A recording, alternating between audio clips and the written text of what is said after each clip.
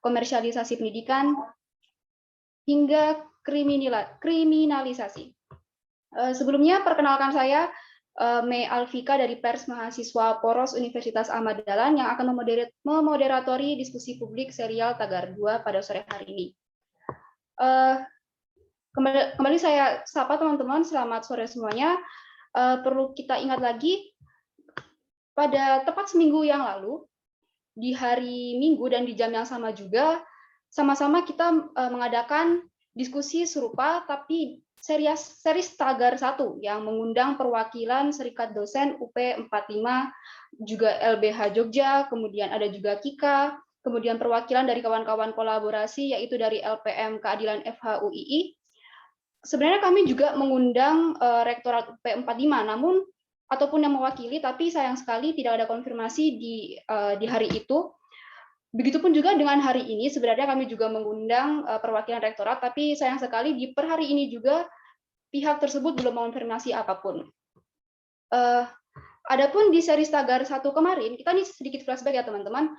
Di seri Tagar 1 kemarin kita sama-sama membahas terkait kronologi, mulai dari pemecatan atau skorsing dosen, kemudian perkembangan kasus, ada juga perihal kasus UP 45 ini dari perspektif kebebasan akademik yang dibawakan oleh KIKA dan juga hasil temuan PPMI DK Jogja atau dari liputan kolaborasi yang pada saat itu melakukan liputan di beberapa bulan terakhir.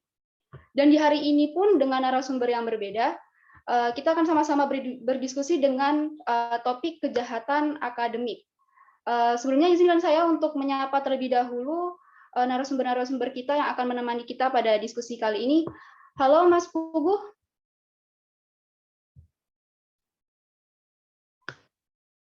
Halo Mbak, selamat sore. Sore Mas, sehat Mas? Ya, sehat Alhamdulillah. Alhamdulillah. Mas Puguh dari perwakilan Serikat Dosen, nggih? Ya, betul.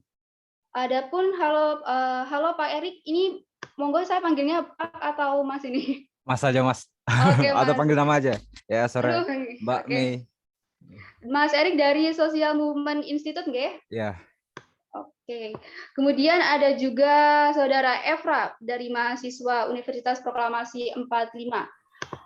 Halo Evra. Halo semuanya. Sore Pak Puguh, Bung Erik. Selamat sore. Selamat sore, Pak. Wah, sayang sekali seharusnya juga ada perwakilan rektorat ya, tapi per hari ini sekali lagi dari pihak sana belum memberikan konfirmasi apapun untuk bersedia join di diskusi pada sore hari. Tidak apa-apa, kita tetap berlanjut saja. Kemudian tanpa basa-basi lagi, saya akan ke narasumber pertama terlebih dahulu. Kalau begitu, halo lagi Mas Puguh, mungkin bisa diceritakan terlebih dahulu seperti apa nih kronologi persoalan di UP 45. Mulai dari skorsing hingga katanya ada upaya untuk mengkriminalisasi. Monggo Mas. Ya, terima kasih kawan-kawan. Selamat sore semuanya, Erik dan Evra, juga kawan-kawan di forum ini. Terima kasih telah mengundang kami untuk berbicara soal apa yang terjadi di UP 45. Seperti yang kawan-kawan ketahui bersama, gitu, kalau kita bicara soal UP 45 ini memang punya sejarah panjang ya, sebagai universitas tertua atau tua gitu di Jogja, swasta terutama. UP memang belum diberi kesempatan untuk bisa maju seperti kampus-kampus swasta lainnya di Jogja terutama, meskipun sudah tua. Nah, kawan-kawan, kalau kita bicara soal kronologi, sebenarnya sudah agak banyak terungkap di media gitu ya. Saya akan bicara secara umum saja, termasuk fakta-fakta, terutama fakta-fakta yang juga sudah terungkap di persidangan. Jadi karena sudah terungkap di persidangan, maka karena persidangan itu terbuka untuk umum, artinya bisa dikonsumsi oleh publik, maka itu menjadi bisa diakses oleh publik dan itu bisa diakses oleh semua orang. Jadi bukan rahasia lagi. Di seri pertama saya mengikuti gitu. Mungkin kawan-kawan yang di sini juga pernah mengikuti, tapi paling enggak gambaran umumnya adalah ketika kemudian kita merasa, saya sudah 10 tahun gitu mengajar di UP 45 gitu. Dari tahun 2010-2011 gitu lah. Belum ada perkembangan yang berarti dari UP 45, baik dari sisi akademis maupun dari sisi fasilitas. Dan bagi kami itu sangat aneh gitu. Kampus setua ini itu swasta, tetapi dalam konteks akademik, dalam konteks fasilitas gitu, ternyata kalah jauh misalkan dengan universitas-universitas swasta lainnya yang mungkin berdirinya jauh lebih muda. Nah, itu pertanyaan pertama sebenarnya dari kami. Kemudian lambat laun kami kemudian bertanya kepada pihak yayasan gitu, terutama di teman-teman di Senat waktu itu ya, bertanya apa yang terjadi sih sebenarnya gitu. Kemudian ada sebuah bukan kecurigaan tetapi mungkin semacam pertanyaan, karena pada waktu pertemuan yang kemudian disebut sebagai rapat Senat itu terungkap bahwa ada sejumlah dana yang kemudian berada ditransfer ke PT tertentu, dan ini terungkap di pengadilan hubungan industrial gitu, termasuk jumlahnya, dan ada juga bunga yang harus dibayar per bulan oleh kampus gitu, sebesar 80 juta itu bunganya. Dan ternyata di pengadilan juga bagian keuangan ketika ditanya oleh hakim di pengadilan hubungan industrial kemarin, itu terungkap bahwa utangnya 10 miliar. Nah, pertanyaan kami adalah ketika kemudian itu muncul, kok ini tidak ada tidak ada konsekuensinya ke kampus. Misalkan kok fasilitas juga tidak bagus gitu. Lab-nya juga mungkin bagi teman-teman teknik ini yang kemudian teman-teman teknik mungkin benar-benar merasakan kalau kita bicara soal fasilitas. Saya sendiri yang di Fakultas Hukum gitu juga merasakan itu. Kalau di Fakultas Hukum itu kan sebenarnya kalau kemudian ada yang namanya peradilan semu ya, jadi sebuah ruangan di mana kayak peradilan gitu, teman-teman nanti bisa semacam lab-nya lah gitu. Nah, kami tidak punya itu, sudah berapa lama gitu. Termasuk soal benderanya harus seperti apalah, baju toganya seperti apa, nah, kami tidak mendapatkan itu. Nah, itu yang sebenarnya kami pertanyakan gitu. Kok ini tidak ada? Dan ketika kemudian itu tidak ada, kami menemukan bahwa ada penggunaan dana yang mungkin tidak sepatutnya gitu. Nah, itu yang terjadi kan. Nah, ketika itu kita bertanya, yang terjadi adalah kemudian kita tahu sendiri ada beberapa dosen yang diberhentikan, diskorsing, bahkan kemudian dilaporkan ke pihak kepolisian gitu. Inilah yang terjadi sebenarnya garis besarnya. Jadi ketika kemudian fasilitas tidak ada, kemudian dosen-dosen itu dibayar waktu itu ya di bawah upah minimum gitu. Kita tahu sendiri di Jogja itu upah minimum itu sudah paling katakanlah rendah di Indonesia gitu ya. Nah, ini lebih rendah lagi dari upah minimum gitu. Jadi kan agak miris gitu melihat itu gitu. Nah, yang terjadi kemudian ketika muncul pertanyaan-pertanyaan seperti itu, maka ada beberapa dosen yang diberhentikan, ada yang diskorsing, kemudian ada yang kemudian juga dilaporkan ke pihak kepolisian gitu. Skorsing itu tidak boleh kemudian tidak boleh mengajar, tidak ada jangka waktunya, jadi nggak boleh mengajar sama sekali gitu. Nah, itulah situasinya kawan-kawan. Kenapa saya bisa ngomong begini? Karena semuanya terungkap di pengadilan. Waktu kemudian beberapa dosen yang kemudian dipecat gitu ya. Yang dipecat itu bahkan sudah yang mahasiswa di situ kemudian jadi dosen di situ gitu, sudah 30 tahun gitu jadi dosen, itu juga dipecat gara-gara salah satunya mempertanyakan soal penggunaan dana ini. Jadi itu sebenarnya gambaran umum yang kita lihat ketika kemudian kita merasa bahwa ini kampus kok nggak bener nih. Nah, duitnya kemana kira-kira yang dibayarkan oleh mahasiswa gitu. Sementara mahasiswa bayar terus, kasarannya lah ya, mahasiswa bayar terus, ada yang beasiswa juga dari negara gitu. Sementara fasilitasnya kurang baik gitu. Teman-teman bisa lihat bagaimana fasilitas-fasilitas yang harusnya ada di ruangan-ruangan akademis. Buku misalkan, mari kita lihat. Buku ada di perpustakaan juga sangat, bagi saya yang suka baca buku gitu ya, itu sangat miris lah gitu. Fasilitas lab juga sangat miris sekali gitu. Nah, itu yang terjadi.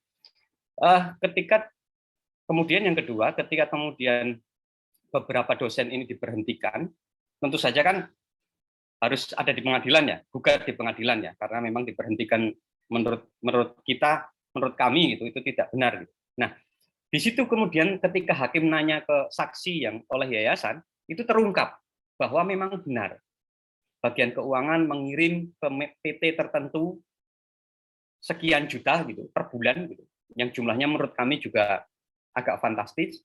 Juga terungkap juga ketika ditanya oleh hakim, berapa sih ada sejumlah utang ke bank gitu, tidak disebutkan banknya gitu. Itu 10M gitu.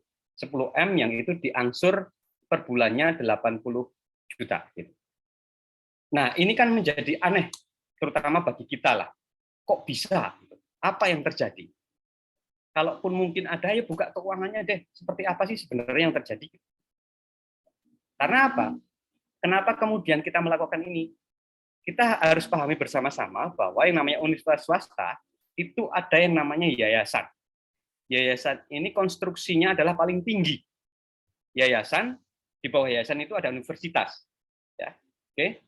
Jadi universitas ini bertanggung jawab ke yayasan. Gitu. Nah, yang terjadi adalah, loh, kemana ini duitnya? Gitu. Jadi kan kita berhak untuk bertanya, karena kita adalah sivitas akademika di dalam. Nah, pertanyaan-pertanyaan itu yang mungkin bagi pihak yayasan tidak pas ya. Karena begini, konstruksi yayasan itu adalah non-profit. Jadi, yang namanya yayasan itu didirikan bukan untuk tujuan mencari keuntungan. Kenapa saya bisa bilang begitu? Itu ada di undang-undangnya. Tidak boleh mencari keuntungan. Jadi memang yayasan itu diperuntukkan murni untuk kepentingan yayasan itu. Karena yayasan UP45 itu ada membawai universitas, maka pendanaan yang ada di yayasan harus kemudian difungsikan kembali untuk kepentingan universitas.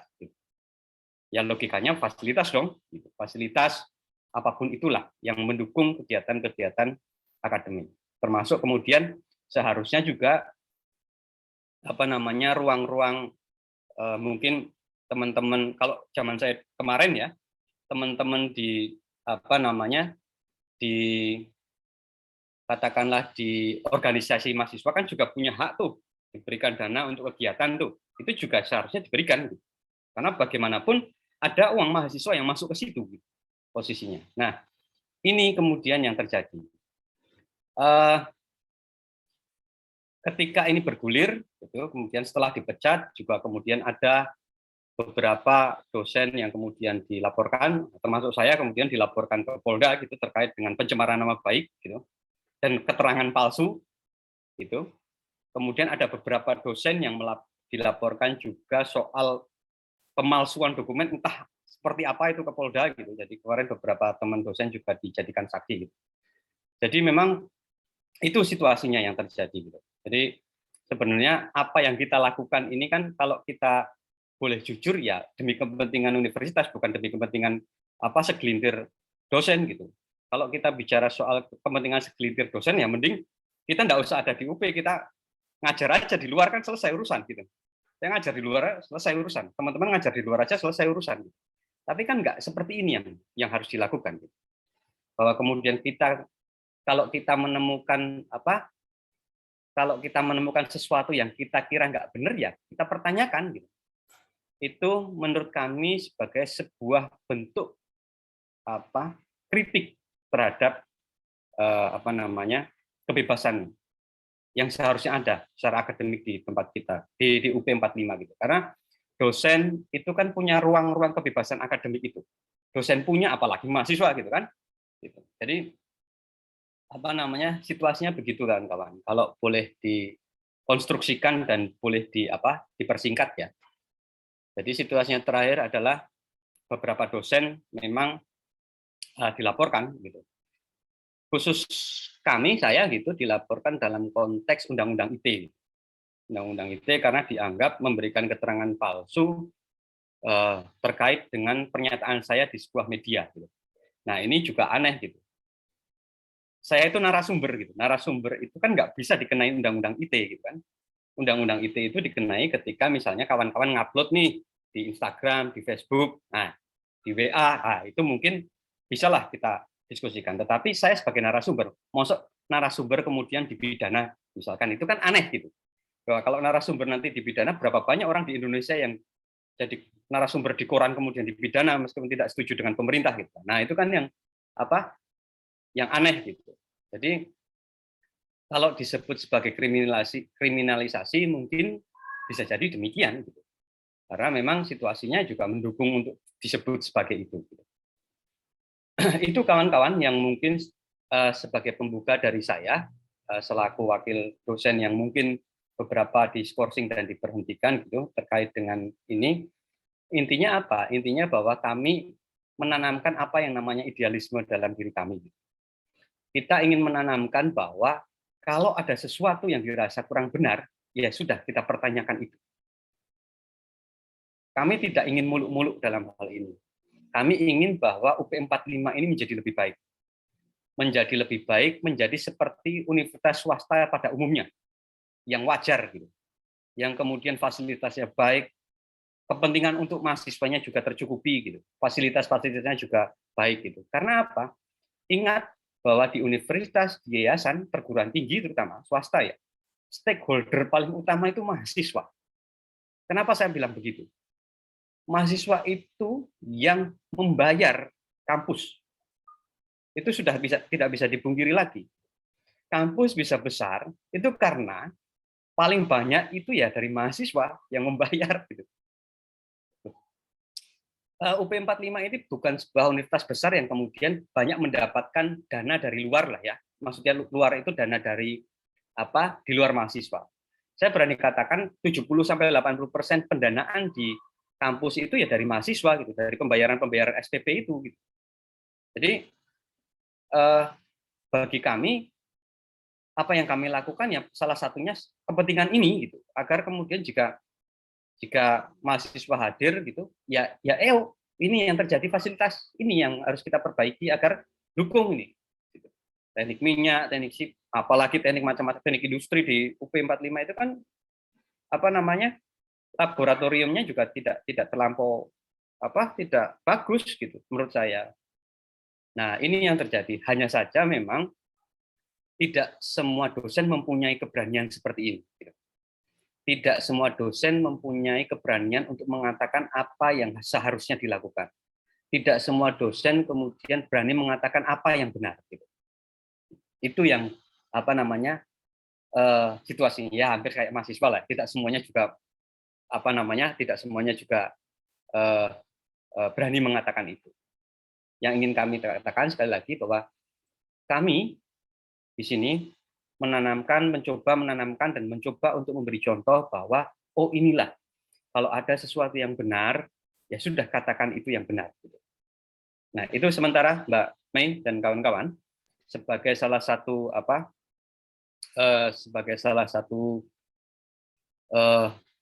latar belakang ya, nanti siapa tahu kita bisa diskusi lebih lanjut. Di sini ada Evra, ada Erik dan teman-teman yang lain gitu, yang harapannya bisa memberikan perspektif yang lain gitu, apalagi dari teman-teman mahasiswa gitu ya. Jadi bisa memberikan gambaran lebih. Terima kasih Mbak Mei, nanti kita bisa lanjut ke diskusi. Terima kasih Mas. Berarti memang ada ketertinggalan ya Mas dari UP 45 ini, dan itulah yang membuat banyak sivitas akademika yang pada akhirnya dalam hal ini adalah dosen-dosen tergabung dalam senat itu bertanya-tanya, dan akhirnya tersibaklah bahwa ternyata ada sejumlah uang yang masuk ke rekening lain, dan itu sangat disayangkan sekali, apalagi pada akhirnya ini mengganggu perkembangan fasilitas untuk seluruh teman-teman mahasiswa di sana, apalagi teman-teman mahasiswa teknik. Saya sedikit paham tentang bagaimana terganggunya apabila tidak ada fasilitas praktikum yang tidak memadai untuk teman-teman yang memang basicnya mesti terjun ke lapangan terus bersentuhan langsung dengan banyak peralatan seperti itu. Kemudian kita akan ke narasumber kedua, yaitu Mas Evra. Halo Mas Evra. Oke, selamat sore semuanya. Selamat sore Mas Evra. Sore. Monggo Mas, silakan. Tolong diceritakan bagaimana kondisi mahasiswa di UP 45 ini dan kondisi terkini dari yang katanya tidak adanya ruang berekspresi yang penuh di kampus UP 45. Seperti itu Mas. Monggo Mas Evra. Boleh. Ini boleh saya share screen nih. Oh, boleh buat banget. Silakan, menunjukkan silakan, silakan. bukti-bukti lah. Saya cari mana tadi? Saya nyimpan PPT saya tadi mana? Tunggu ya. Siap, Mas.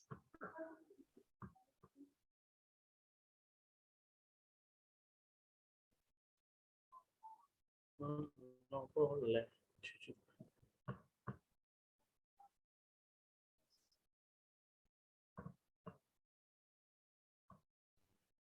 Nah, ini singkat saja sih dari saya. Boleh saya share screen Silakan, Mas Efra.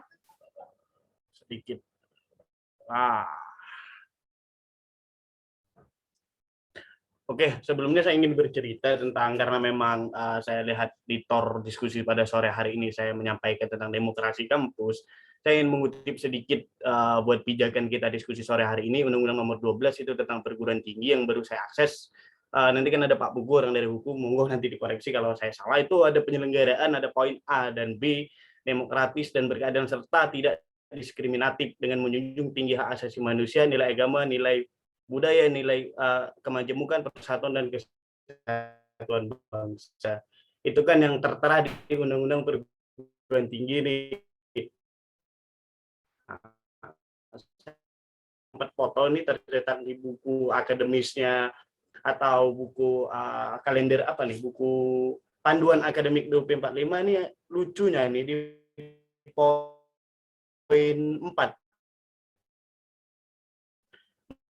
di Yogyakarta dalam rangka kelancaran proses belajar dan kegiatan akademik sesuai dengan ketentuan yang berlaku. Saya bilang demokrasi kampus itu sungguh nggak ada.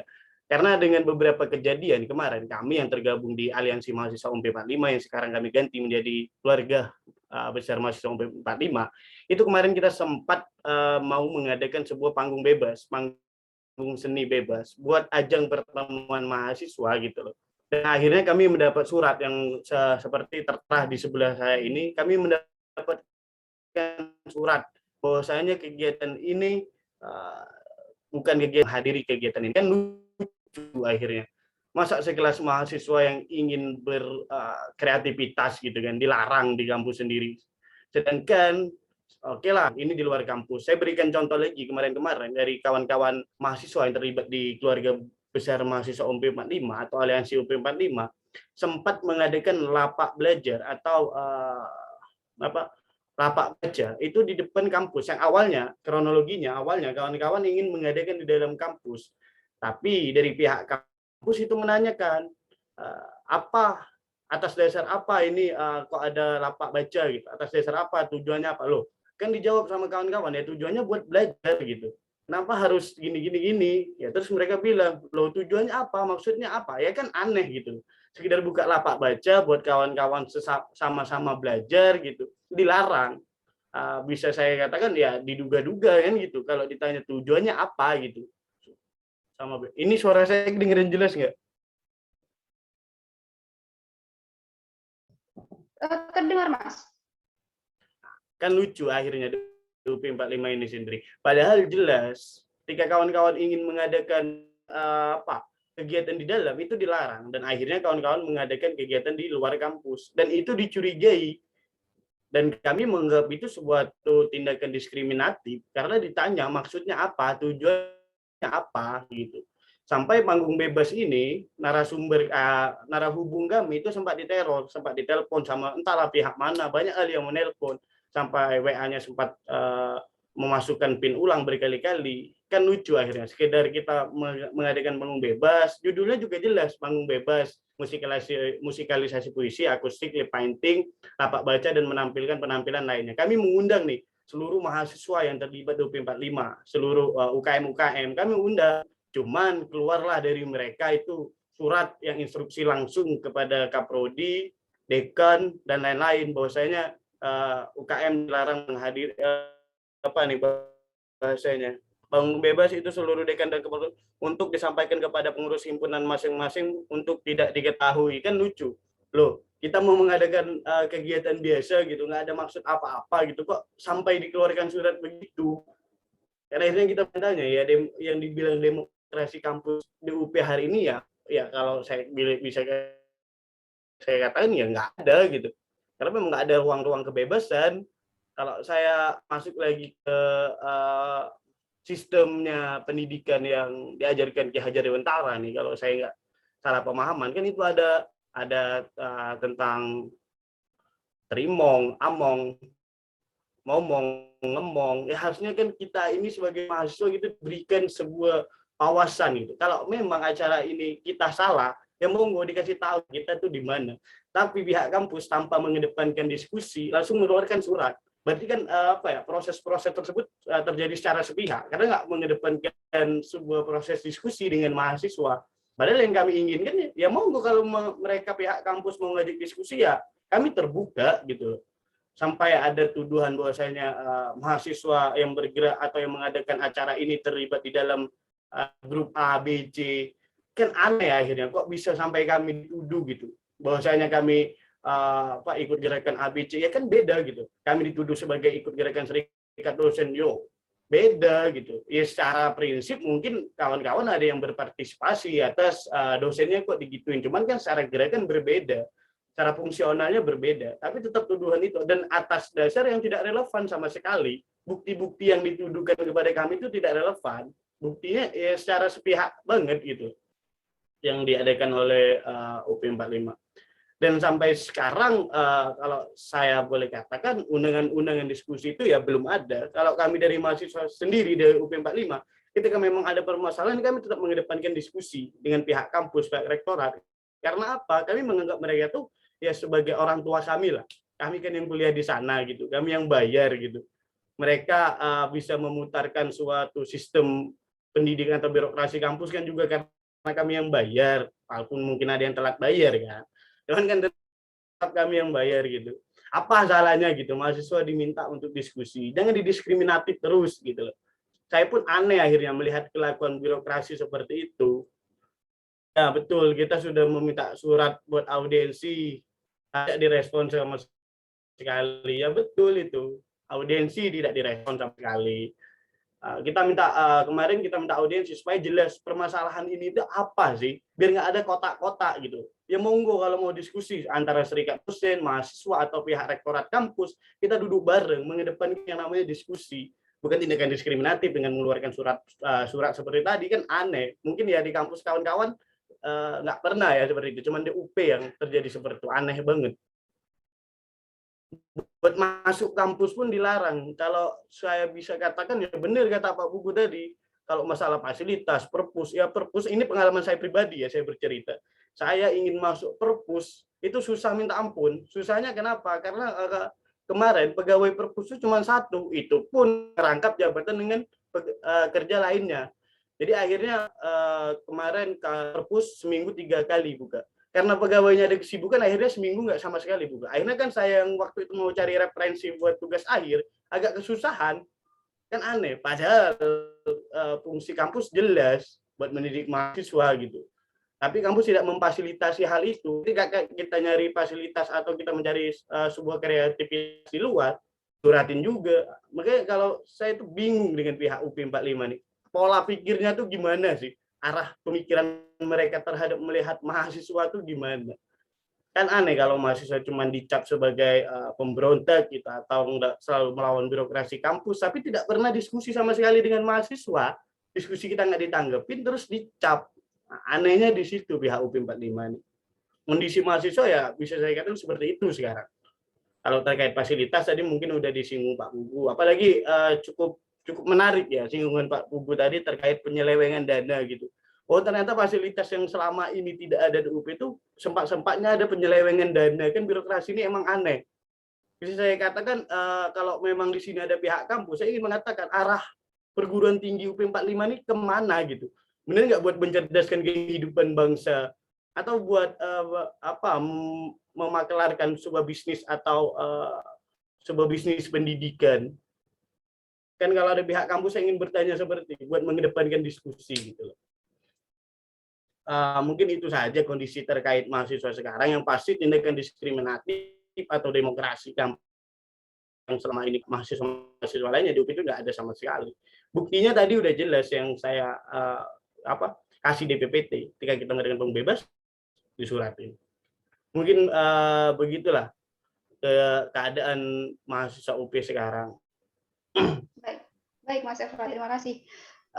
Benar ya Mas ya, sayang sekali ini dari pihak kampus maupun pihak rektoratnya tidak bergabung di ruang Zoom kita pada sore hari ini. Sayang sekali, padahal juga saya yakin teman-teman di dalam forum ini juga pasti ada banyak pertanyaan yang ingin disampaikan ke pihak kampus. Ini sebenarnya uang kita kemana Pak? Kemudian kenapa kita dibungkam sedramatis ini dan sebagainya. Ya, saya juga sangat menyayangkan mengapa dari pihak rektorat tidak sampai ingin bergabung ke forum ini. Kemudian, terima kasih Mas Efra. Kemudian kita akan mendengar pandangan terkait sengkarut di UP 45 dari perspektif kebebasan akademik dan demokrasi. Silakan Mas Erik dari Social Movement Institute. Monggo Mas. Terima kasih Mbak Mei, Pak Pugu, Bung Efra, dan teman-teman semua. Oke, selamat sore. Assalamualaikum warahmatullahi wabarakatuh. Waalaikumsalam warahmatullahi wabarakatuh. Sebenarnya gini, mungkin saya disclaimer dari awal. Sebenarnya kalau misalnya mau bahas lebih spesifik tentang kebebasan akademik, ya teman-teman di KIKA yang sampai sejauh ini masih berjuang tentang kebebasan akademik. Ada Pak Herlambang dan kawan-kawan di sana. Yang bisa saya katakan dari saya memotret apa yang dikatakan dari narasumber sebelumnya, bahwa memang ada satu institusi pendidikan di Yogyakarta yang kemudian bertransformasi sebagai industri, ya kan, di mana mahasiswanya dieksploitasi dan kemudian tidak diberikan ruang demokrasi, dan pun itu terjadi dengan dosen atau tenaga pengajar tersebut dari upah, fasilitas dan lain sebagainya, represi. Nah, yang secara general kita pahami bahwa pendidikan kita hari ini kan mengarah ke pendidikan yang modern, di mana ada dimensi-dimensi yang hilang ketika pendidikan itu dipersepsi hanya sebatas hubungan antara pendidikan dan kemudian industri. Tetapi yang terjadi di UP 45 ini yang sangat menarik, di mana universitas bertransformasi diri sebagai satu wadah industri. Kalau kita belajar tentang sejarah Indonesia, kita mulai dari bagaimana kita membangun satu peradaban. Kita mulai dari tonggak pertama Budi Utomo, kemudian kita mulai ke Taman Siswa, dan kemudian kita mencetuskan satu bangsa, bangsanya merdeka, dan kemudian negaranya dibentuk. Hal ini kan yang mendasari perjuangan pergerakan kemerdekaan kita oleh founding father itu. Dan untuk banyak hal ya di UP 45 terkait lembaga mahasiswa ini kan sangat disayangkan ya, di mana ada terjadi pesimistik dari teman-teman mahasiswa ketika, kalau saya nggak salah, di tahun 2017 itu, sebelumnya kan di kampus ini itu ada lembaga eksternal ya, organisasi eksternal yang bergerak di dalamnya, di mana dianggap ketika adanya gerakan dari teman-teman mahasiswa di 2017 dan kemudian terjadi pembungkaman, ada potret yang menarik di situ sebenarnya, di mana ada keterlibatan negara di dalam proses-proses tersebut, yang malah yang seharusnya kita harapkan negara ini terlibat kemudian untuk merangkul, menyelesaikan persoalan di P45, yang malah yang dia lakukan secara sebaliknya gitu. Di mana teman-teman yang 21 mahasiswa di Dewa kemarin yang kemudian melakukan audiensi, teman-teman 21 mahasiswa ini melakukan audiensi di Kopertis, malah absensi yang mereka coba isi di Kopertis itu kemudian diserahkan ke universitas, dan secara nyata 21 mahasiswa yang audiensi itu adalah mahasiswa yang di DO itu sendiri. Artinya kondisi pesimistik ini yang terjadi, yang kemudian membawa teman-teman mahasiswa UP 45 dari tahun 2017 sampai hari ini takut untuk berekspresi. Ada ketakutan untuk berekspresi. Itu kemarin ada satu gerakan yang kemudian dilakukan oleh teman-teman mahasiswa UP bersama teman-teman Kamisan Jogja dan SMI. Ketika teman-teman itu ditarik untuk melakukan aksi di depan kampus, itu ada ketakutan tersendiri yang terjadi, malah ketakutan untuk berdemokrasi, ketakutan untuk menyampaikan pendapat dan lain sebagainya. Artinya memang terjadi disintegrasi mahasiswa di sini, terjadi disintegrasi pendidikan di UP 45. Ini salah satu potret yang luar biasa ya, salah satu potret yang luar biasa yang kemudian kita ketahui bersama bahwa Yogyakarta ini sebagai kota pendidikan, dan kemudian di sudutnya ada satu universitas yang kemudian bertransformasi sebagai industri, dan kemudian menurut saya ini adalah satu hal yang menjadi sorotan kita bersama sebenarnya, dan peringatan buat kampus-kampus lainnya. Mungkin kita ketahui bahwa ada beberapa kampus yang kemudian direpresi juga, dilarang untuk nonton penonton film G30 SPKI katakan dan lain sebagainya. Ini kan sudah menjadi enemy di teman-teman gerakan itu sendiri. Untuk di awal mungkin itu dulu dari penyampaian saya, Mbak Mei. Untuk selanjutnya kita bisa diskusikan kembali. Ya, terima kasih Mas Erik. Ya.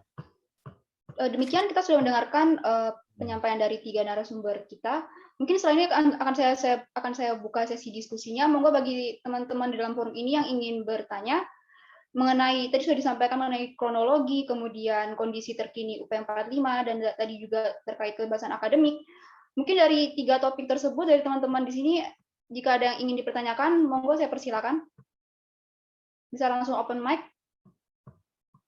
Ini menarik sekali ya kawan-kawannya, dan saya sendiri pun rasanya ada banyak yang saya ingin tanyakan, apalagi terkait dengan kondisi terkini dari kawan-kawan mahasiswa di UP 45 ini. Monggo silakan.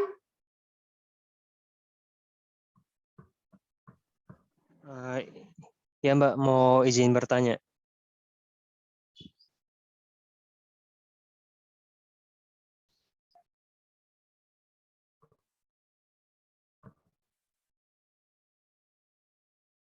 Ini tidak mungkin langsung kita tutup, teman-teman. Ayo. Silakan teman-teman, jika ada yang ingin bertanya, silakan open mic aja. Halo? Halo, suara saya masih terdengar? Halo? Masih.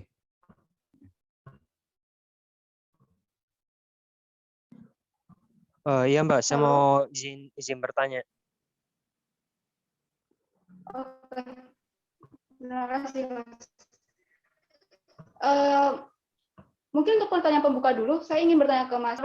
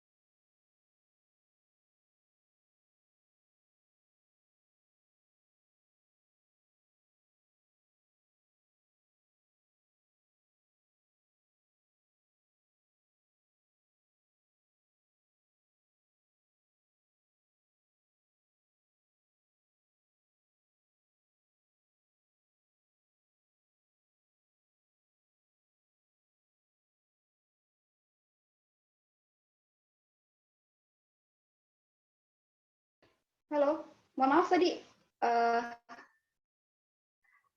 Jadi dengan saya kurang bagus, makanya tadi Firdaus Muhammad. Mungkin Mas Firdaus bisa open mic aja kalau misalnya memungkinkan. Iya Mbak, izin tanya. Itu kan katanya kan mahasiswa itu tidak dikasih ini ya, yang kebebasan dalam kampusnya. Nah, itu berarti dalam sehari-hari di UP 45 itu bagaimana? Apakah kegiatan kampusnya seperti kampus-kampus biasa atau bagaimana untuk pembelajarannya? Terima kasih Mas Firdaus. Mungkin ini tepatnya kita tanyakan ke Mas Efra ya. Halo Mas Efra.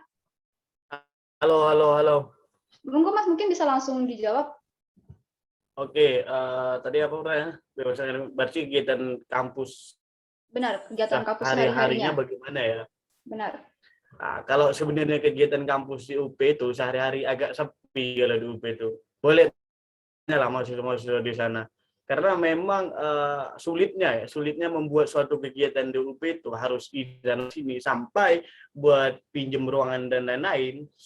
Seterakhir saya mengurus untuk bikin acara itu harus sampai izin ke yayasan gitu. Saking sulitnya akhirnya susah gitu mahasiswa buat bikin suatu kegiatan yang bebas di UP itu. Dalam arti kata bebas bukan bebas yang suka-suka gitu, bebas yang terukur gitu loh. Mungkin itu yang bisa saya sampaikan ya buat sekarang kegiatan UP itu ya selepas belajar dan mengajar, sisanya sepi. Di kampus sendiri itu ya sepi, nggak ada kegiatan diskusi dan lain-lain, itu nggak ada. Dan sempat forum itu mau kami buka, kami tertahan di pagar kampus, nggak diizinkan buat masuk kampus. Itu terakhir yang kami ingin lakukan waktu buka baca di kampus. Gitu. Oke, terima Mungkin kasih itu aja Mas Efra. jawaban dari saya, Mbak. Oke Mas, ini berarti kegiatan di kampusnya hanya, maaf ya Mas, saya bilang hanya, maksudnya berarti hanya kegiatan belajar mengajar saja. Setelah itu mahasiswa pulang gitu, nggak ada kegiatan organisasi, UKM. Ya kurang lebih seperti itu, Mbak. Sekarang di kampus itu sendiri jarang atau susah bikin kegiatan itu karena makanya saya bilang tadi ketika kami ingin mengadakan kegiatan atau entah pihak kampus telah mengecap orang-orang tertentu itu dianggap sebuah tindakan yang lawan gitu. Ketika mau masuk kampus bawa buku, pengen bedah buku, baca buku di dalam kampus, buka ruang-ruang buat pembelajaran lah, buat pengembangan ilmu pengetahuan gitu. Kami ditahan di gerbang, ditanya sama pihak kampus gitu. Ini maksudnya apa gitu? Sampai mau buka lapak baca gini, ada apa, maksudnya apa, kan lucu gitu. Dijawab buat ya cuma sekedar buat baca buku ya, ditanya lagi ya maksudnya apa gitu. Baca buku ini buat apa ya, kan aneh gitu. Seorang civitas akademi kampus bertanya seperti itu. Kan aneh gitu. Ya saya rasa civitas kampus orang ada yang berpendidikan semua gitu. Sampai keluar pertanyaan seperti itu kan menimbulkan sebuah keanehan sendiri. Ya, saya rasa seperti itu, Mbak. Makanya ya demokrasi kampus itu ya sekarang nggak ada di UP. Oke Mas Efra, terima kasih Mas. Oke. Mungkin dari teman-teman di dalam forum, jika ada yang ingin bertanya, saya persilakan kembali. Boleh langsung open mic kawan-kawan. Atau mungkin jika terkendala sinyal, boleh di chat juga tidak apa-apa. Atau mungkin dari narasumber yang lain, jika ada yang ingin menambahkan jawaban dari pertanyaan Mas Firdaus, seperti Mas Pugu, mungkin monggo kalau misalnya ada yang ingin ditambahkan jawabannya, Mas. Ya, sepengetahuan saya memang kejadian yang terjadi di kampus kalau soal aktivitas mahasiswa juga tidak sedinamis teman-teman di universitas lain gitu. Karena begini, bagi saya khususnya kalau kita bicara soal mahasiswa, apapun bentuk mahasiswa begitu ya. Maksudnya bukan bentuk fisik ya, bentuk gerakannya itu memang harus difasilitasi gitu. Karena apa? Di saat mahasiswa inilah kemudian idealisme itu muncul gitu. Ya. Itu menjadi penting agar kemudian ketika setelah atau pasca keluar dari kuliah itu tercermin bagaimana apa yang ingin dikatakan, bentuk-bentuk kritik seperti apa gitu. Karena apa? Situasi negara dan situasi negara katakanlah begitu. Itu kan sebenarnya saat ini membutuhkan itu. Tidak kemudian yang yang bukan maksudnya yang tenang itu tidak, tetapi memang bagi kampus yang sudah dikatakan oleh Efra tadi, kalau kita bicara soal peraturan kebebasan akademik itu harus dijunjung tinggi gitu. Kita lihat ilmu pengetahuan kita bagaimana. Kawan-kawan kita lihat dari sisi sejarah sajalah. Bagaimana kita kemudian bisa memberikan perspektif terhadap sejarah sendiri ketika sejarah kita justru banyak ditulis oleh orang luar negeri. Itu pertanyaan yang mendasar bagi diri kita selaku insan akademik. Ini pertanyaan saya pribadi sebenarnya, karena saya suka sejarah meskipun latar belakang saya hukum ya. Bagaimana kemudian banyak sekali orang-orang luar negeri yang menulis tentang sejarah kita. Sementara kita sendiri itu tidak menuliskan tentang itu. Itu agak absurd bagi sebuah komunitas yang menyebut dirinya insan akademik gitu. Jadi kita tidak berdaulat soal bagaimana kemudian kita membentuk diri kita pribadi gitu. Jadi kita itu kayak anak SMA dalam konteks pendidikan yang kira-kira saya ini mau seperti apa sih gitu. Bukan seperti itu gitu. Jadi karena bangunan kontekstual spiritual akademik di mahasiswa itu ya bentuk kritisme itu gitu. Itu awalnya di situ gitu. Saya berkaca pada diri saya pribadi ketika saya menjadi mahasiswa. Karena apa? Ketika kita itu muncul, khususnya mungkin di Fakultas Hukum saya mengajar gitu ya, itu nanti akan muncul kemudian ketika bentuk kritisme itu muncul, nanti dia akan bisa melihat, oh ini peraturan benar atau tidak sih? Gitu. Oh ini peraturan ketika dibuat dan dilaksanakan di masyarakat bermanfaat atau tidak sih? Gitu. Oh bagaimana kemudian peraturan ini dibuat? Apakah kemudian ada kepentingan politik di situ? Nah itu hal yang harus kita lakukan, gitu. Agar kemudian kita bisa menilai akademis ini, gitu. Nah ini ya dimulai dari konstruksi bagaimana kemudian teman-teman mahasiswa itu dibuat agar ya apapun itu ya mari kita berdiskusi gitu. Jadi kita kehilangan itu di UP 45. Jujur saja kita kehilangan itu karena semenjak kalau saya kan diskorsing ini kan sudah berapa semester ini, 1 semester lebih gitu. Jadi saya belum ke kampus lagi. Semenjak saya ada di kampus itu kan kita kekurangan nilai-nilai itulah. Padahal UP 45 itu dibangun berdasarkan konstruksi kritisme itu. Kalau kita lihat sejarah loh ya, historisnya di situ. Itu jauh terbangun sebelum universitas swasta yang ada di Jogja gitu. Konstruksinya itu seperti itu. Nah, itu hilang. Maka harapan saya sih seandainya memang mahasiswa bisa kembali lagi ke kampus offline gitu dan kita bisa diberi kesempatan juga kembali ke kampus, ya itulah yang salah satu yang harus dilakukan selain membenahi tata kelola organisasi dan fasilitas ya. Itu mungkin tambahan dari saya, Mbak.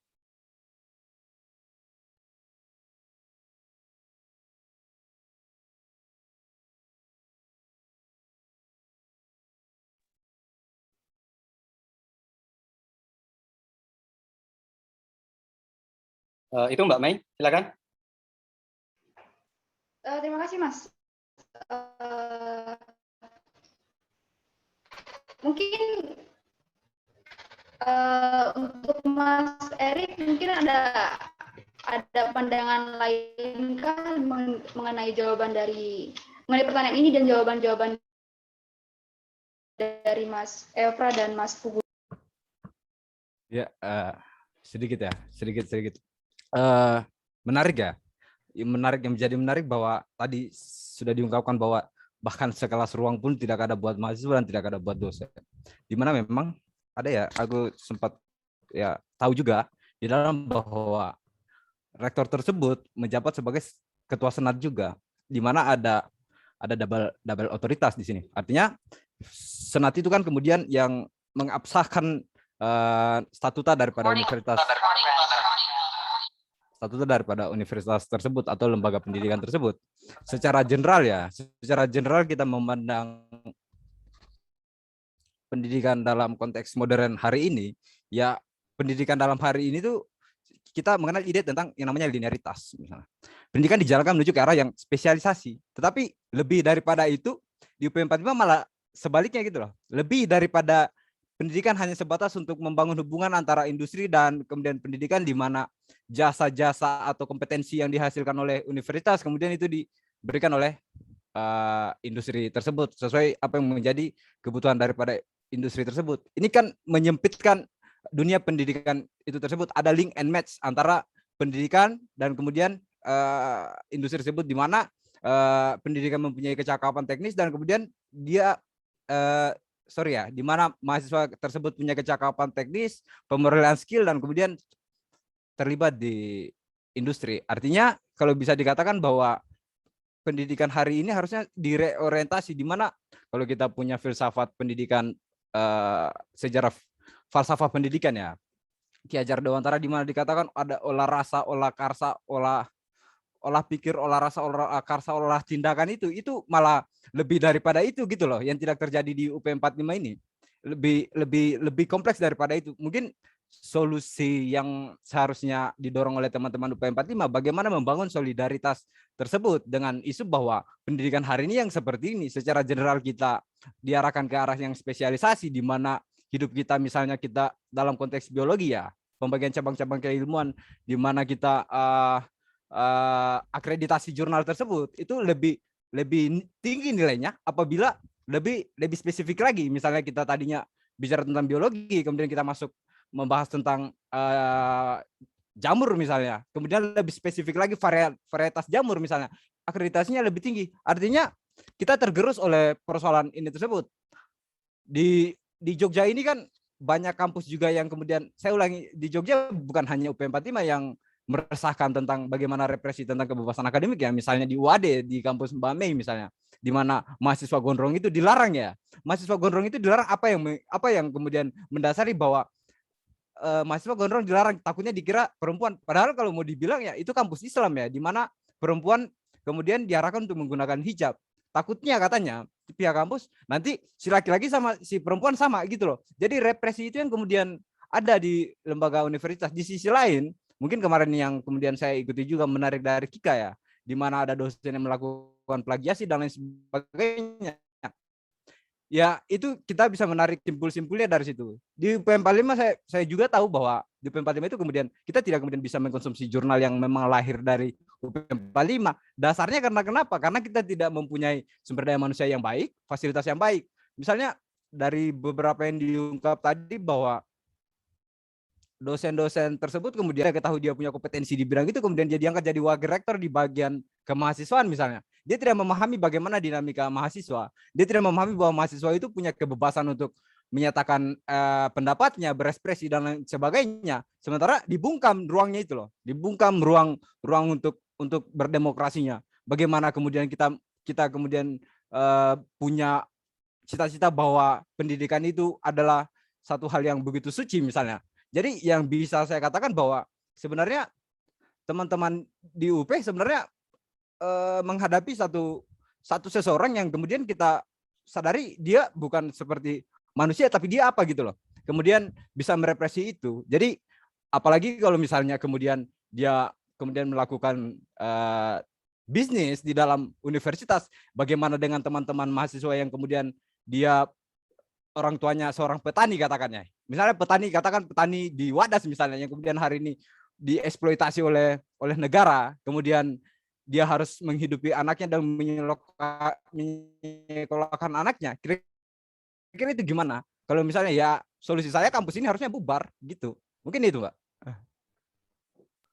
Harusnya bubar ya, Mas. Oke, terima kasih Mas Erik. Rada mengerikan juga kalau misalnya kita lihat lagi ke belakang kasus-kasusnya. Oke, ini kita ada dua.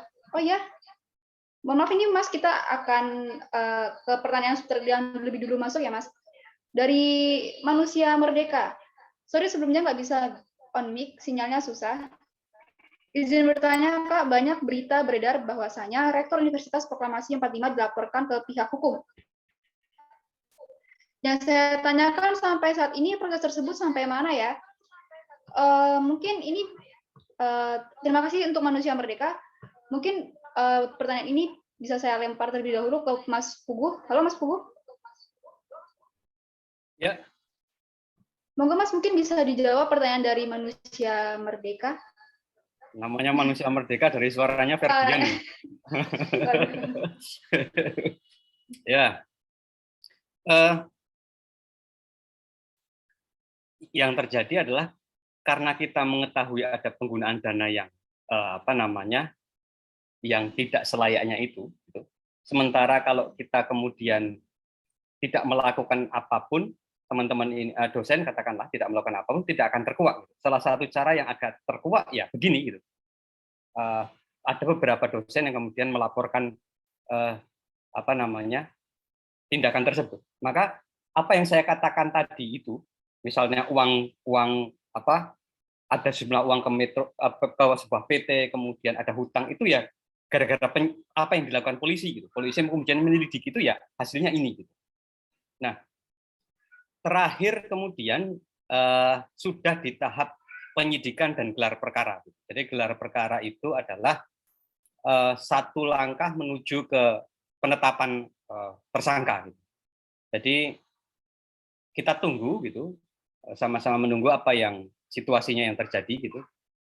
Karena jadi mungkin Ferdian yang dari hukum tahu, setelah gelar perkara terjadi itu selanjutnya adalah penetapan untuk kira-kira tersangkanya siapa gitu. Jadi dugaan tindak pidananya sudah terbukti. Memang ada aliran dana itu gitu, ke sebuah PT transfer setiap bulan gitu, yang sudah ditemukan keberadaannya, dan kemudian ketika pihak kepolisian bertandang ke Jakarta ke kantor PT tersebut, ternyata PT tersebut juga bukan PT yang sebenarnya PT gitu. Jadi itu kenapa kemudian secara hukum ini sudah masuk ke penyidikan gitu. Penyidikan. Jadi penyidikan itu adalah sebuah proses di mana ini sudah menurut kepolisian ini sudah memang ada dugaan tindak pidana yang pasti. Jadi itu prosesnya. Kita tunggu mungkin saya tidak tahu tepatnya kapan gitu. Pihak kepolisian untuk melakukan penetapan itu. Karena bagaimanapun kalau teman-teman dosen tidak melakukan ini gitu, ya tidak akan terkuak gitu. Tidak akan terkuak apa yang terjadi sebenarnya gitu. Jadi salah satu hal yang bisa dilakukan ya melalui konstruksi ini gitu. Kalau enggak ya enggak akan tahu kita itu duit kemana gitu. Nah itu kenapa kemudian kita berani mengatakan itu, karena sudah terbukti di Pengadilan Hubungan Industrial itu sudah terbukti memang mereka mengaku mentransfer, di pihak kepolisian juga mengaku mentransfer ke PT itu yang terjadi situasinya gitu. Di kepolisian. Terima kasih Mas Puguh. Begitu mungkin Saudara Manusia Merdeka, ini mungkin selalu kita kawal kasus ini sampai diusut tuntas, jangan sampai kasus ini tenggelam dan pada akhirnya tetap harus kita kawal sampai tuntas, teman-teman. Mungkin tadi ada juga yang raise hand dari, ini bagaimana cara bacanya nih? SPMMR Danse. Monggo Mas, atau Saudara SPMMR Danse. Baik, terima kasih.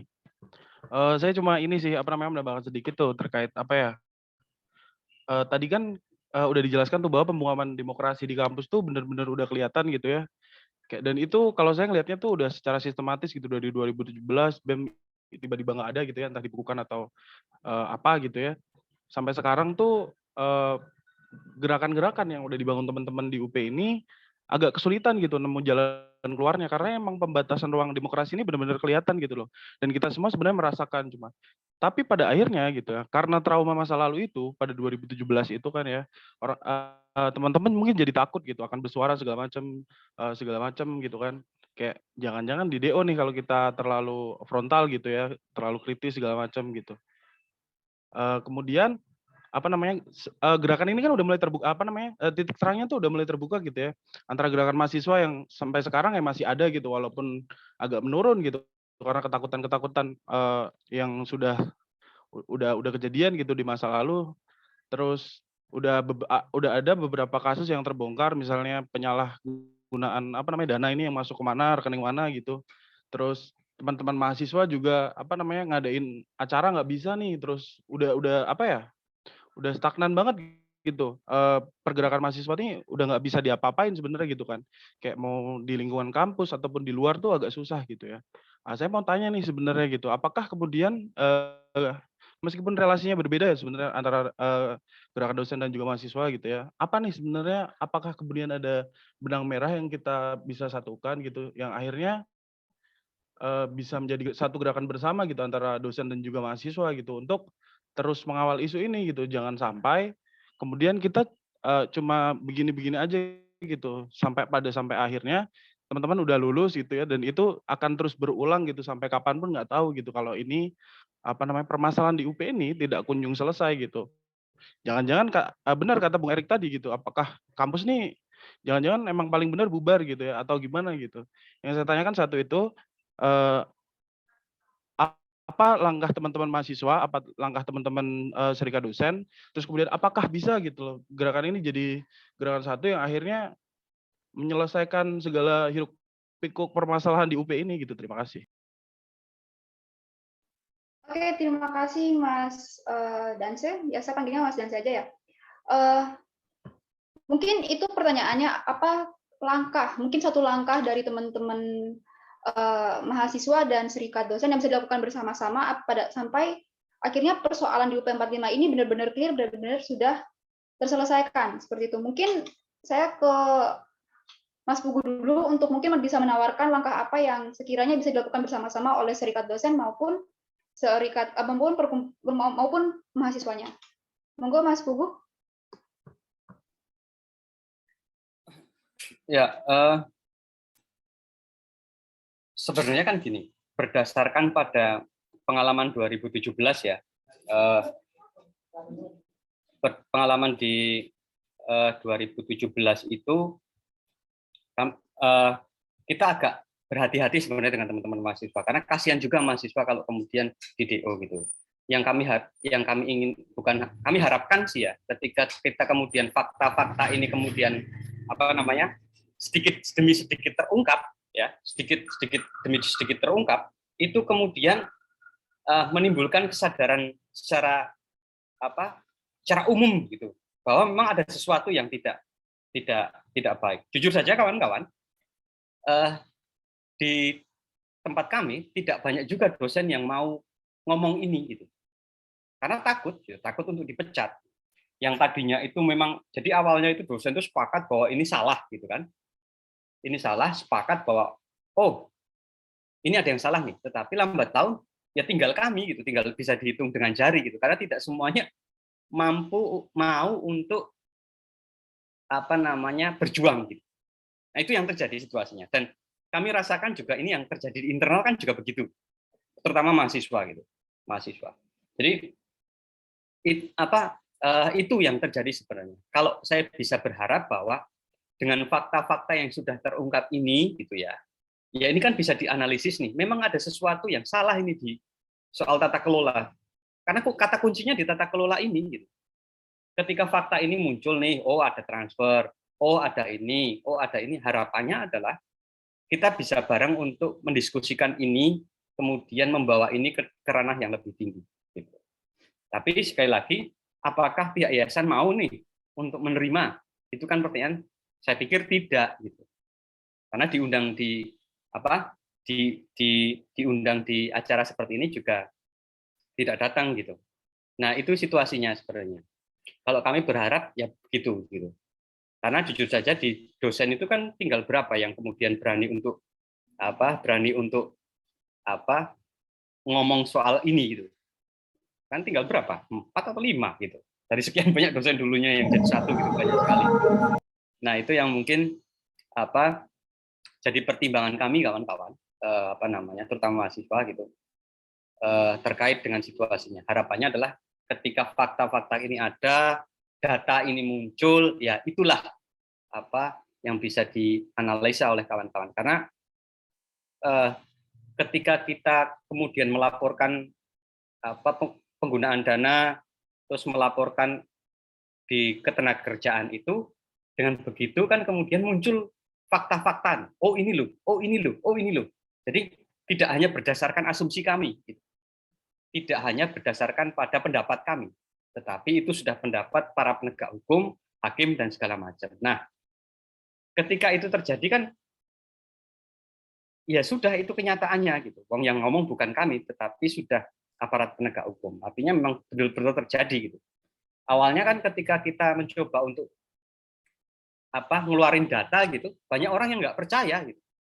Dosen yang nggak percaya, teman-teman mahasiswa di internal terutama yang sekarang mungkin masih beberapa yang kuliah itu juga nggak percaya. Wah, ini kepentingan dosen saja pengen makar saja, kayak orde baru aja pengen makar gitu. Kan nggak seperti itu gitu. Kami punya data yang valid gitu. Tetapi data yang valid ini harus absah dulu gitu. Harus absah dulu. Ketika absah, nah inilah yang baru terjadi. Kami dibeberkanlah oleh penegak hukum, ini aliran dananya ke sini, oh ini ternyata PT-nya seperti bukan selayaknya PT dan segala macam. Termasuk kemudian kalau mereka memecat orang ternyata tidak sesuai dengan undang-undang ketenagakerjaan gitu. Mereka membayar dosen di bawah UMR gitu. Fasilitas kampus juga demikian. Ini kan benang merahnya sebenarnya sudah terlihat gitu. Itu mungkin yang bisa bisa saya sampaikan kawan-kawan terkait dengan pertanyaan tadi, gimana sih kira-kira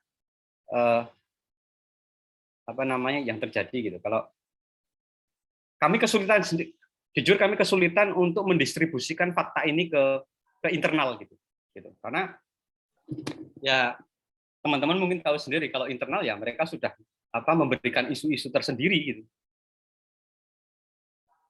Isu-isu seperti ini mungkin isu-isu yang teman-teman yayasan sebarkan kan ke internal kan sudah beda lagi. Dan mayoritas mungkin juga percaya, tetapi fakta yang terjadi adalah aparat penegak hukum sudah ngomong ini. Gitu. Tinggal bagaimana kita bergerak kan, maksudnya bagaimana kita melakukan itu. Gitu. Kalau harapannya ya, jika memungkinkan ya, teman-teman internal terutama mahasiswa bisa berdiskusi dengan kami, kita beberkan ini faktanya gitu, yang terjadi gitu. Itu yang karena kami menggandeng teman-teman LBH dan segala macam adalah ketika ternyata kami di internal tidak mendapatkan dukungan gitu. Malah kami dicap pengkhianat dan segala macam. Itu kan aneh gitu. Ketika orang mengungkap kebenaran malah dicap sebagai pengkhianat, berusaha untuk makar gitu. Kata-kata makar itu kan selalu diungkapkan oleh orang yang terjebak di masa lalu gitu. Kayak Orde Baru dan segala macam kan selalu begitu ketika kejahatannya terungkap gitu. Itu mungkin yang bisa saya obrolkan soal bagaimana yang terjadi. Harapannya kalau bisa memungkinkan untuk ngobrol, yaitu teman-teman PPMI sebenarnya kan sudah punya data-data yang sangat konkret gitu. Terkait dengan hal ini. Jadi situasinya sudah sangat konkret sebenarnya.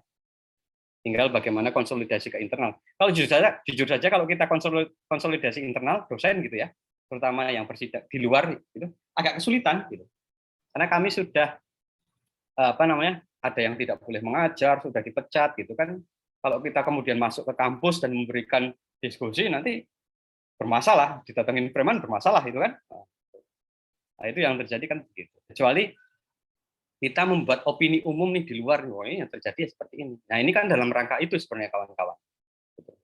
Dan terima kasih terhadap konteks teman-teman BPMI gitu. Pers mahasiswa gitu. Harapannya dengan pers mahasiswa Indonesia ini kemudian membuat detail-detail fakta dibaca oleh teman-teman internal gitu. Oh, ini yang terjadi situasinya gitu. Kalau kemudian fakta sudah disodorkan di internal tidak teman-teman di terutama dosen ya yang dulu bergerak bersama kami kemudian tidak mengatakan yang sebenarnya ya aneh lah, sebagai seorang manusia itu dipertanyakan juga sifat-sifat kemanusiaannya gitu. Karena paling enggak kan sudah disodori fakta, ini yang terjadi, ada sejumlah dana yang memang tidak diperuntukkan untuk sebenarnya, masa kemudian tidak kemudian tergerak lah gitu. Karena kawan-kawan tanpa mengurangi rasa hormat yang dilakukan oleh teman-teman yang sudah dipecat dan diskorsing ini kan semata-mata untuk kepentingan juga kampus gitu. Tidak ada kata lain. Kalau awal saya katakan kalau memang kita ingin pindah ya pindah aja. Tetapi kalau kemudian kita pindah, siapa yang kemudian pertanyaannya adalah siapa yang kemudian membenahi ini? Nggak ada. Kembali lagi ke masa lalu P45 ini gitu. Punya sejarah. Kita bicara sejarah saja gitu. Ya bukannya kemudian kita sok menjadi pahlawan, tetapi memang kita memerlukan seperti itu. Coba kalau misalkan kami kemudian, kita ngalah aja lah, ya sudah pindah saja lah, ajar di mana gitu lebih baik daripada ribut. Pertanyaannya adalah, kalau kemudian kita kemudian ngajar di tempat lain, pindah gitu sebagai dosen gitu ya, siapa yang kemudian membenahi UP? Nggak ada. Nah itulah situasinya kawan-kawan. Apa yang diperjuangkan dosen itu di situ posisinya. Jadi etika dan moral dalam konteks pendidikan itu dijadikan hal yang nomor satu. bagi kami gitu. Jadi yakinlah tidak banyak dosen di Jogja terutama yang berani melakukan itu, yang berani melakukan ini. Tidak banyak. Saya yakin benar seperti itu. Dan ini kawan-kawan, yang terjadi di UP 45 itu mungkin satu-satunya di Indonesia, di mana ketika terjadi kritik, ya, kemudian sejumlah dosen itu kemudian dipecat. Baru pertama kali ini di Indonesia. Jadi kalau ini kemudian tidak kemudian digaungkan, ya kasihan institusinya itu. Coba tunjukkan kepada saya di mana ada universitas yang kemudian memecat dosen segitu banyak gitu. Nggak ada. Di mana ada kampus di Indonesia yang kemudian dalam waktu bersamaan memecat mahasiswa di 2017 segitu banyak gitu. Nggak ada gitu. Dan ini hanya terjadi di UP 45 gitu, kawan-kawan. Inilah yang mendasari gerakan moral. Ini kan sebenarnya gerakan moral bagi kami. Karena kita cinta institusi ini, ya sudah, resikonya ya dilaporkan dan segala macam, itu ya sebuah resiko perjuangan kan begitu itu. Resiko perjuangan ya begitu. Karena kalau tidak ada yang mengambil jalur ini, siapa lagi itu? Tidak ada lagi. Itu mungkin Mbak Mei dan kawan-kawan jawaban atas pertanyaan tadi. Mohon maaf kalau kurang ya. Nanti kita bisa diskusikan lagi. Ya, terima kasih Mas Puguh. Saya pikir ini penting juga ketika kita harus mendengar langkah apa yang ditawarkan oleh teman-teman mahasiswa supaya serikat dosen ini dan mahasiswa bisa bareng-bareng untuk menuntaskan perkara di UP 45 ini. Kalau saya tidak salah menyimpulkan bahwa tadi apa yang ditawarkan oleh perwakilan serikat dosen adalah ayo konsolidasi bareng-bareng, kita beberkan fakta-fakta ini ke internal, seperti itu, Mas. Jadi maksudnya sih bareng-bareng adalah ayo mahasiswa dan serikat dosen untuk kita konsolidasi bareng-bareng membeberkan informasi ini ke internal kampus, seperti itu. Mungkin dari perwakilan mahasiswa, apa langkah-langkah yang ditawarkan untuk bisa bergerak bersama-sama, Mas Efra, silakan. Oke, terima kasih atas kesempatannya. Menarik sebenarnya ketika kita membicarakan apa sih langkah selanjutnya gitu loh. Karena selama ini langkah-langkah itu terus terjadi walaupun cuma langkah-langkah kecil yang bisa kami lakukan itu. Bisa kawan cek itu di IG-nya Aliansi Mahasiswa UP 45 atau biasa kita sebut keluarga besar mahasiswa UP 45. Kita selalu mengupdate langkah-langkah tersebut gitu buat merawat ingatan kawan-kawan terkait kasus UP 45.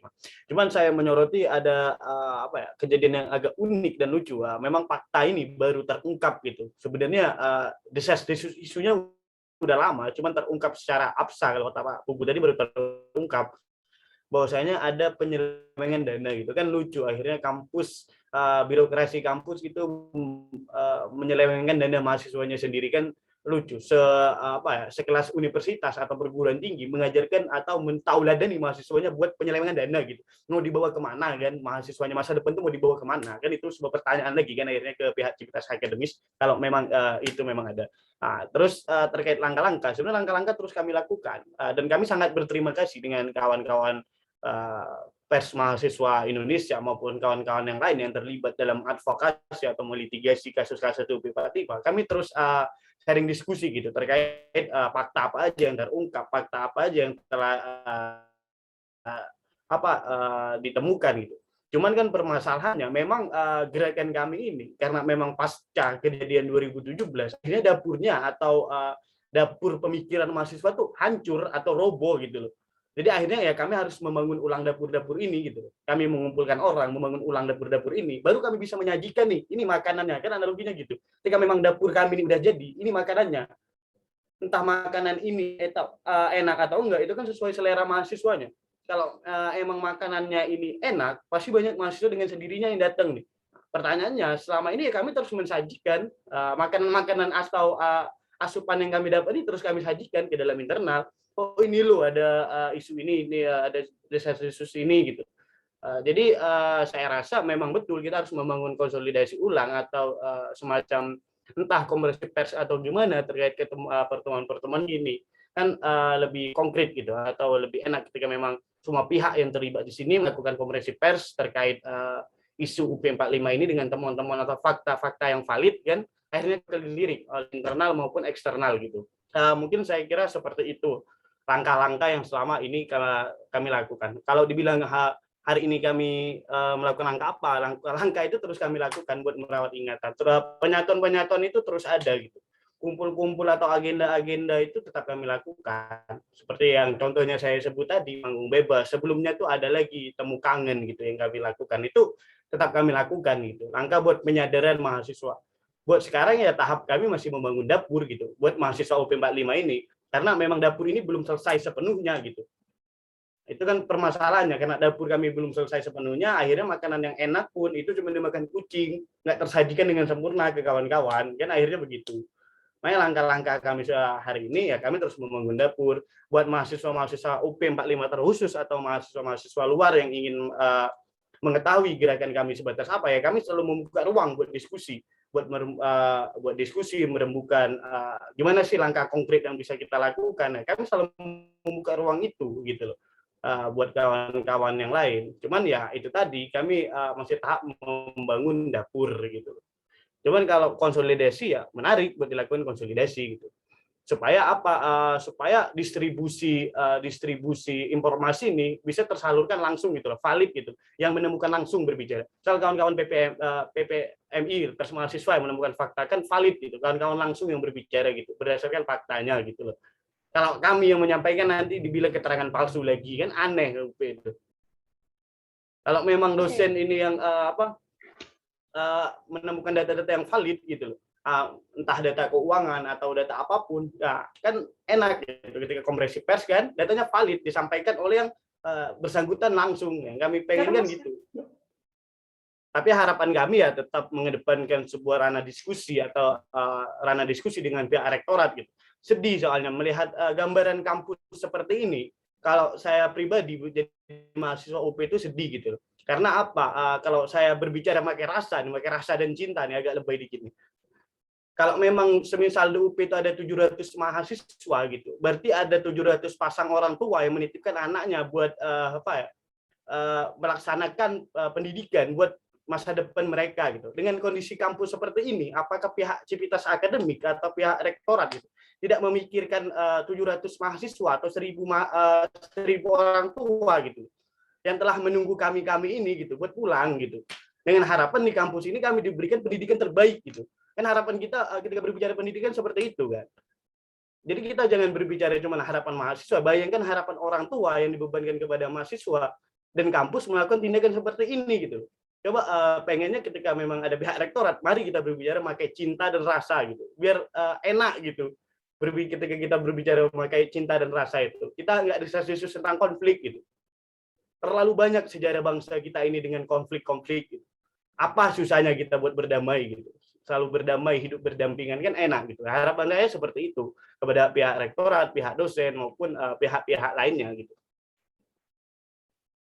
Mungkin itu aja Mbak jawaban dari saya.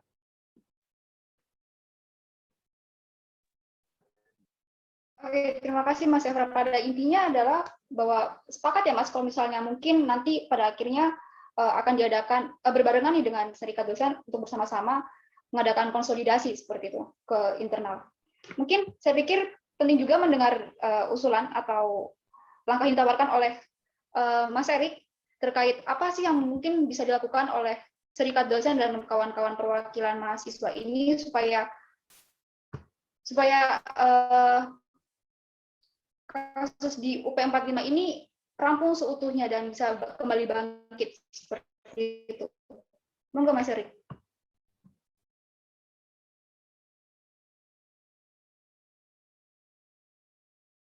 Mbak, bisa diulang karena tadi sempat jaringannya mati ya? Oke Mas. Iya. Sorry. Nggak apa-apa Mas. Ini saya pikir penting juga untuk Mas Erik memberikan sedikit usulan tentang terkait langkah apa yang seharusnya serikat dosen dan teman-teman mahasiswa ini ambil untuk bisa melangkah bersama-sama merampungkan permasalahan di UP 45 ini. Monggo Mas. Oh ya, terima kasih sarannya, sikap ya. Mungkin untuk saat ini kan pihak serikat dosen kan sudah mengawal ini sampai sudah terlalu jauh ya dan begitu berkembang ya isunya ya ke media-media dan elemen-elemen lainnya, bahkan di elemen-elemen gerakan, contohnya di teman-teman pers. Saya rasa bahwa memang dengan sengkarut ini bahwa banyaknya mahasiswa yang tidak sadar, banyaknya mahasiswa yang tidak sadar dengan kondisi ini dan kemudian sama sekali tidak sadar juga bahwa mereka sebagai korban daripada konflik ini. Menurut saya teman-teman yang kemudian militan dalam bergerak ini harusnya melakukan yang namanya pendidikan politik ya. Pendidikan politik di internal mungkin disebut tadi istilahnya sebagai dapur ya. Dan juga memang teman-teman mahasiswa seharusnya sudah membagi ruang itu sendiri dari pihak dosen dan pihak dosen, bahkan pihak dosen dan pihak mahasiswa itu sendiri. Artinya dosen sudah fokus untuk mengawal ini ke wilayah hukum, itu kita serahkan ke teman-teman, ke lembaga-lembaga yang kemudian mengawal ini sendiri, dan teman-teman mahasiswa membangun pendidikan politik yang progresif gitu. Dan kemudian coba untuk membangun komunikasi dengan universitas-universitas yang kemudian memiliki satu kesamaan nasib gitu. Memiliki satu kesamaan nasib dan kemudian membangun satu ruang diskusi yang kemudian berkonsen terhadap persoalan kebebasan akademik dan juga merangkul elemen-elemen lain yang kemudian mau terlibat dalam agenda reorientasi pendidikan yang kemudian kita sadari bahwa hari ini memang ya pendidikan memang bukan hanya apa ya, hanya sekedar untuk olah pikir aja, tidak ada olah rasa, olah tindakan, dan kemudian bagaimana kita bertindak untuk kepentingan masyarakat umum. Jadi saya rasa hal yang seperti ini yang kemudian menjadi arus balik di mana pendidikan itu harusnya ketika misalnya kita bicara tentang Renaissance, misalnya kita bicara tentang Renaissance awal abad ke-14 munculnya Renaissance, bahwa tidak ada cabang-cabang keilmuan yang kemudian mengharuskan kita ke arah spesialis. Ini memang yang selama ini yang menjadi kritikan saya secara pribadi, misalnya bahwa kampus itu ngapain sih cuman siapin robot aja untuk industri, secara kasar ya kayak gitu.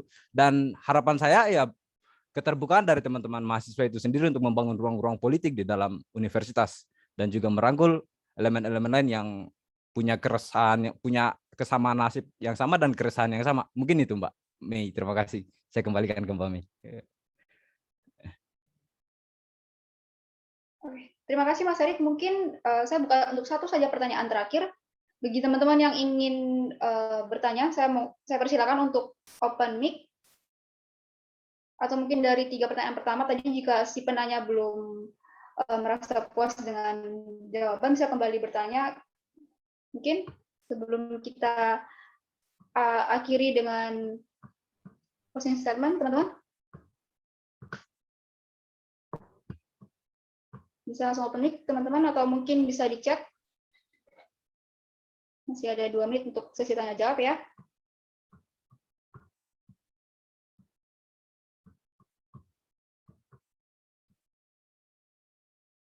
Oke, ini perlu saya ingatkan kepada teman-teman bahwa Zoom diskusi ini kita rekam. Jadi bagi teman-teman yang ingin menonton kembali diskusi ini bisa ditunggu nanti rekamannya di YouTube PPM IDK Jogja. Begitupun dengan series yang pertama, itu bisa ditonton kembali siarannya.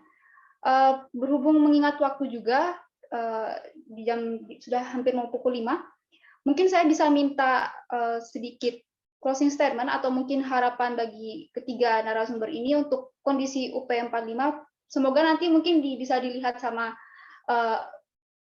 perwakilan rektorat atau rektorat sendiri, supaya bisa menjadi, mungkin bisa menggugah hati mereka dan pada akhirnya mau kembali berbenah diri. Mungkin dari Mas Pugu dulu, Mas. Ya, terima kasih. Closing statement-nya sebenarnya sederhana ya. Semoga UP 45 mau membuka diri, berbenah diri atas fakta-fakta ini. Selain itu, sedikit yang ingin saya ungkapkan, ya mungkin agak panjang gitu. Nggak apa-apa ya, sedikit. Kawan-kawan, kami punya pengalaman yang cukup. Kami ini kan meskipun dosen kan juga banyak di lapangan gitu. Saya pribadi punya pengalaman di tahun 97, 98, 99 gitu. Punya pengalaman penelitian dan mengajar gitu. Artinya kondisi lapangan itu juga sedikit banyak kita ketahui gitu. Dari kondisi UP 45 kita juga belajar bahwa sebenarnya kalau mahasiswa itu kan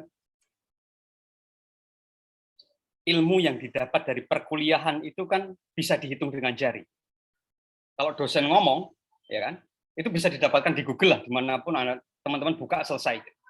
Dan tetapi ketika pendidikan kemudian diarahkan kepada di luar institusi ini, pada kondisi sekarang itu menjadi sangat penting, terutama untuk membuka kesadaran.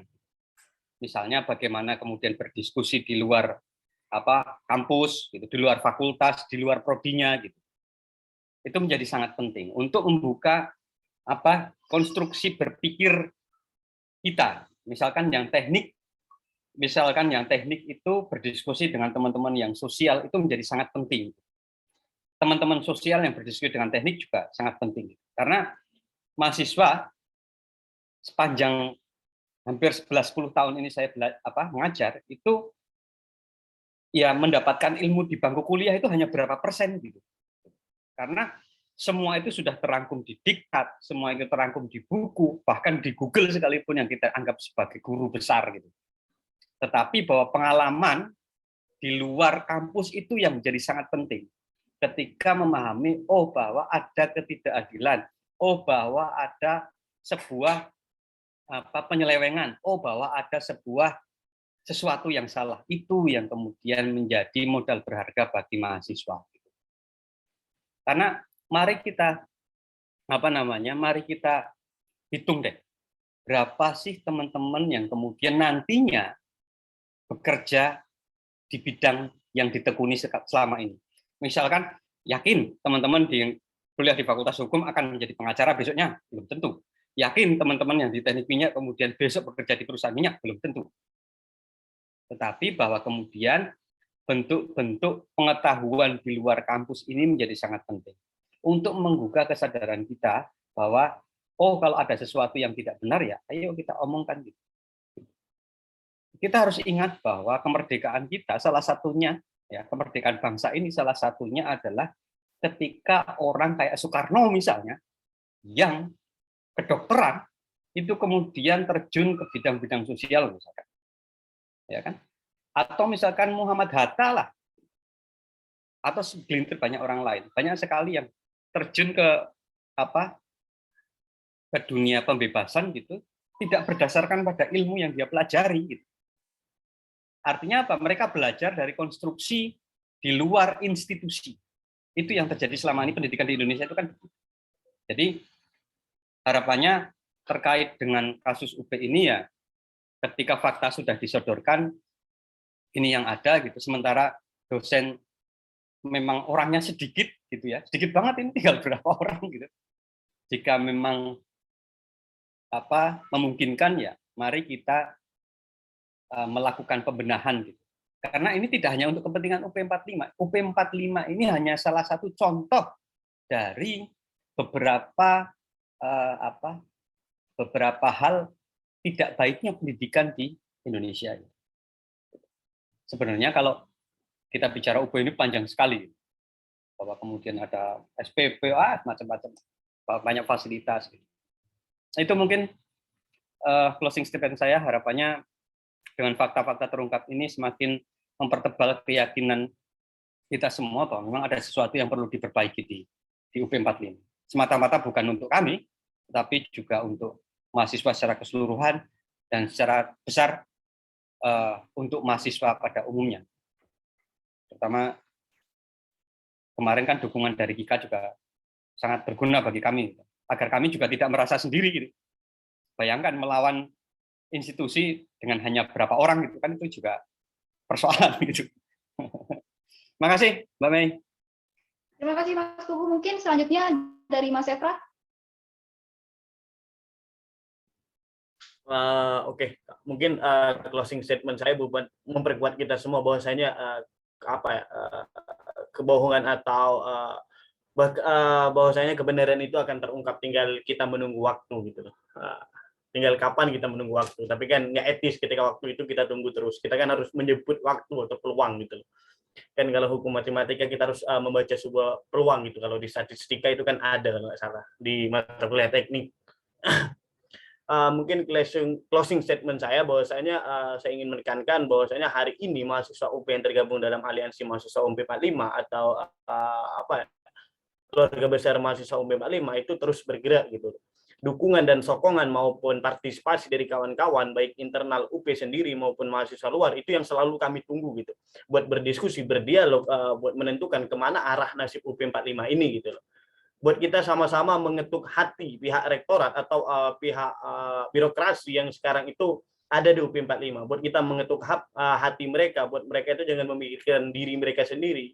Mereka harus memikirkan anak-anaknya, karena kami mahasiswa itu sebagai anak dari para dosen atau birokrasi yang di kampus, kan bisa dikatakan seperti itu kalau kita memahami falsafahnya Ki Hajar Dewantara gitu.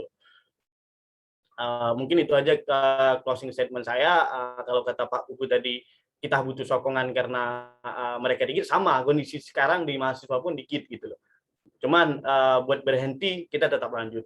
Dikit itu bukan sebuah bukan sebuah rintangan yang berarti buat kita, walaupun itu menyulitkan gitu. Semangat itu tetap ada, api-api perjuangan kalau di mahasiswa tetap ada gitu.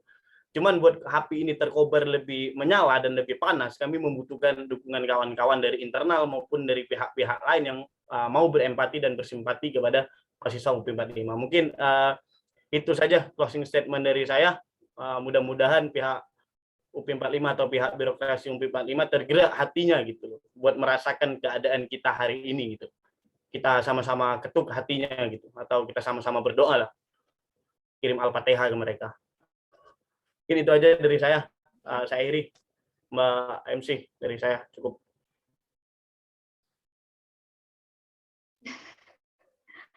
Oke, terima kasih Mas Efra. Terima kasih Mas Efra. Mungkin yang terakhir Mas Erik, silakan. Iya, mungkin yang pertama saya bisa katakan bahwa sangat mengapresiasi sekali. Silakan Mas Erik. Ya, hai, kedengaran nggak, Mbak? Oke, kedengaran. Ya. Yang pertama mungkin saya mengapresiasi sekali apa yang menjadi sudah kedengaran, Mas. Ya, apa yang menjadi kesungguhan dan ketangguhan teman-teman dosen UP 45 yang kemudian hari ini berjuang, kemudian banyak sekali memberi dampak, dan harapan saya adalah ini menjadi satu arus balik untuk pendidikan hari ini, di mana ketika memang besok insya Allah menang pada saat persidangan, ya ini sebagai satu percontohan untuk institusi pendidikan lainnya, dan harapan saya itu. Dan kemudian memang kita harus perlu mengembalikan lagi bahwa pendidikan itu adalah untuk membentuk manusia yang seutuhnya, memungkinkan melahirkan orang itu dan kemudian mengalami aspek hidup yang secara lebih leluasa, bisa menyikapi dari sudut pandang yang berbeda pastinya.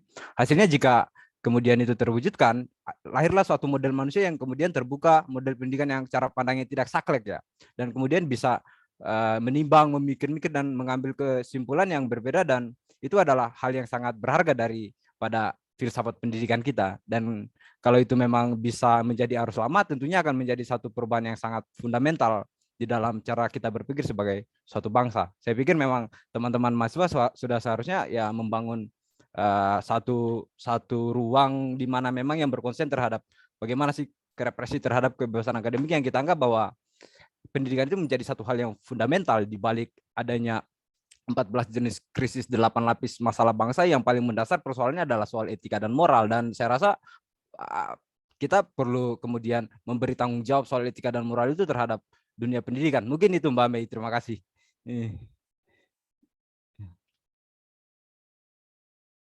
Oke, terima kasih Mas Erik, juga Mas Pugu dan Mas Efra.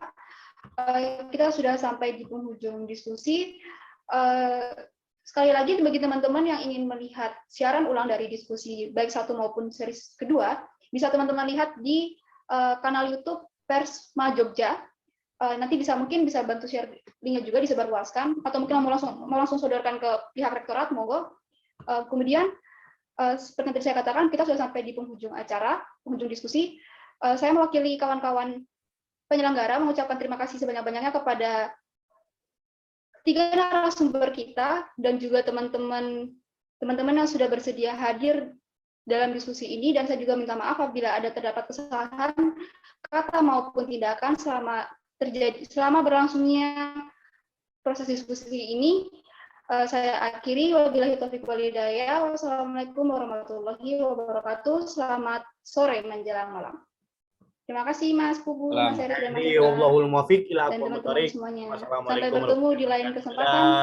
Terima kasih kawan-kawan, izin live ya. Ya, makasih Mas Silakan Pugu. Mas, Siap, terima siap. kasih. Terima kasih.